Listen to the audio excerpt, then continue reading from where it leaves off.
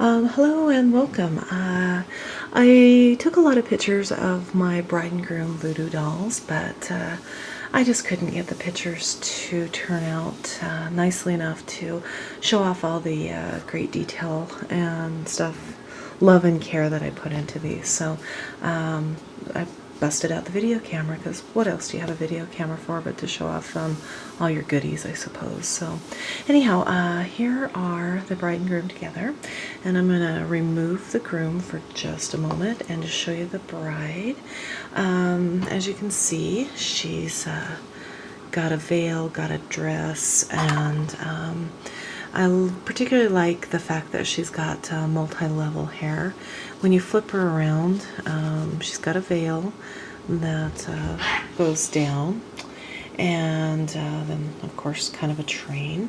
If you lift it, the veil, you notice that she's got this multi-colored hair that goes from black to white, which I think is a particularly nice touch. It was a happy accident with the yarn that I used, so nothing I planned, but something that turned out really nicely. She has a little bit of bling. This caused me no end of trouble trying to get the right size and everything, but I think it turned out all right.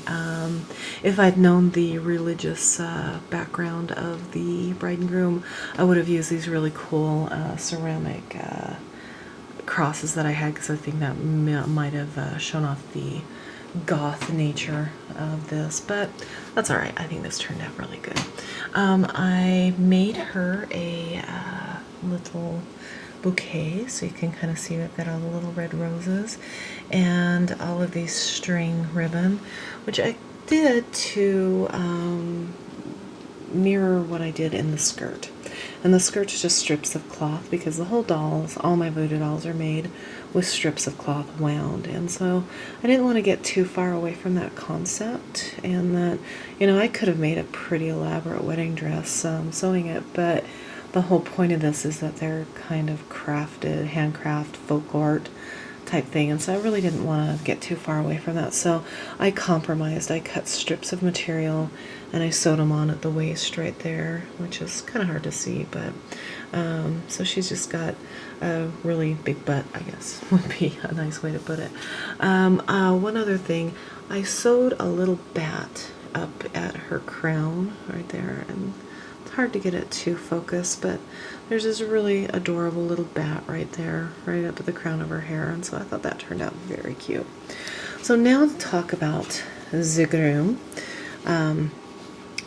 He is tricked out in black velvet, which is of course hard to videotape with the technology I have anyway.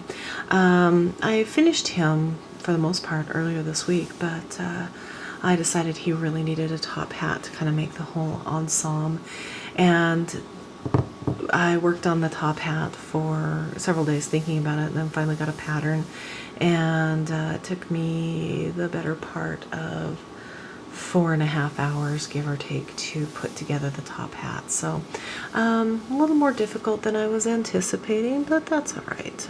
These things happen. So as you can see, the top hat's got a little bit of shiny iridescence. You look on the side, I used the same netting as a hat band. I had originally intended a hat band, and I'm glad I did, because it turned out that I really kind of needed it to cover up a couple of not quite perfect spots in the hat. So as you can see, he's got the big, you know, happy 80s mane hair. So he has a cravat made out of the same material as the bride's dress, and I also made him a, it's kind of blurry, but a boutonniere out of the same flowers as the bride, with the same ribbon, kind of in a little pattern. And right here, if you look, you can see that he has a little spider as his neck friend. I don't know, those are called.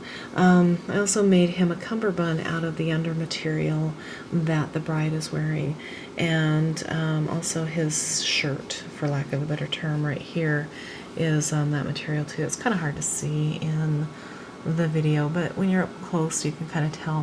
One detail that I really kind of liked, and it was a happy accident, for future reference, never wrap black velvet or any kind of velvet because it's slippery and doesn't like to stay. But because it didn't like to stay, I have these really nice two pieces of material that kind of do this little cross like a tuxedo would. So I think that's kind of clever. I don't know if anybody will actually catch that, but just all the detail that went into this actually kind of makes me pretty happy. So that is my bride and groom. They go to their new owner tomorrow. Well, actually, to the lady who bought them and who's giving them to her niece and or nephew. I can't remember which one is actually getting married on Halloween. And very excited about it. Somewhat disappointed at giving them up because I think they turned out so nice, but also I'm very excited to find out how the bride and groom receive them, because if they're a couple that gets married on Halloween, I think they'll be particularly tickled with things like this. So anyway, thanks for following along on the saga of the bride and groom voodoo doll, and thanks for being interested and being so encouraging. So have a good one, and I'll talk to you soon.